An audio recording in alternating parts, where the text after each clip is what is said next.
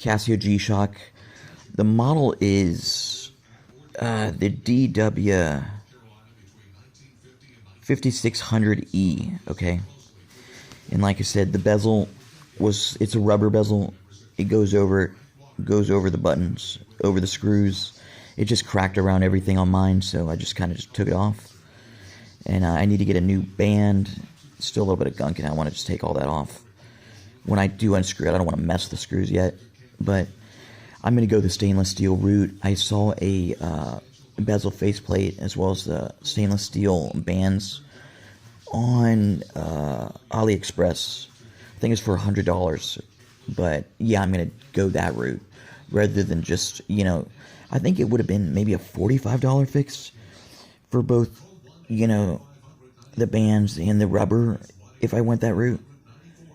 But I think somebody said that, it continuously is affected, after a certain period of time. So the durability of, the rubber side is not as good compared to the stainless. So I'm going to have to go with that.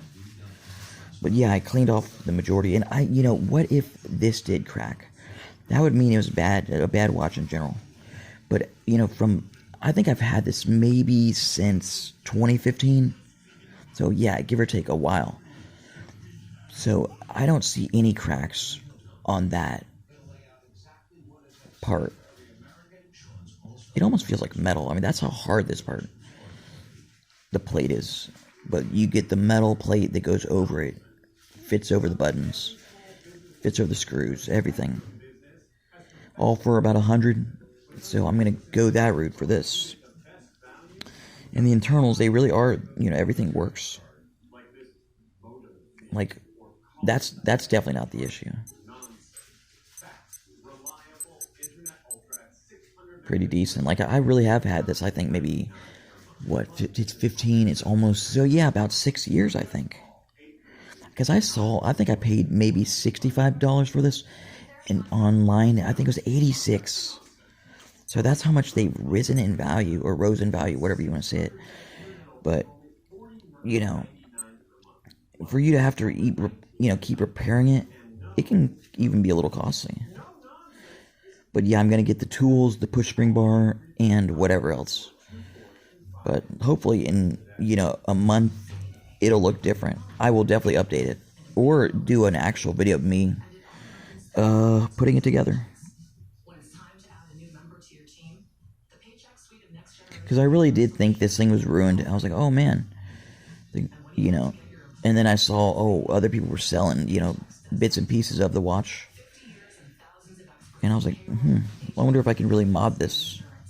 I'd love to have a whole new screen.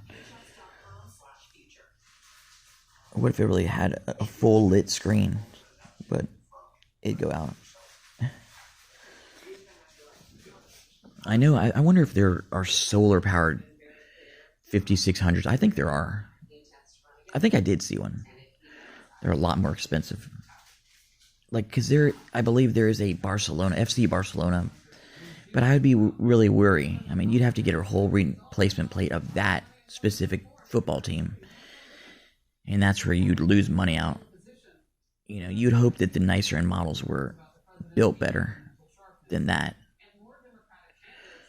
That's why I'm a little wary of buying the higher end Casios, because how easy is it to replace their bezels or their bands, I just think it gets really expensive. Even for like a little rubber, I would say, if I'm getting into above me spending, I mean, not like exterior mods, but rather, continuously having to pay really expensive parts for rubber, rubber watches. I just go the tag route.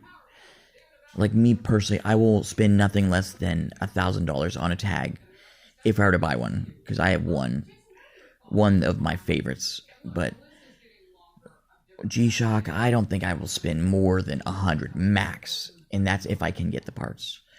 Sorry for my rambling, but I now learned that you have to be careful with the rubber. It does dry fast.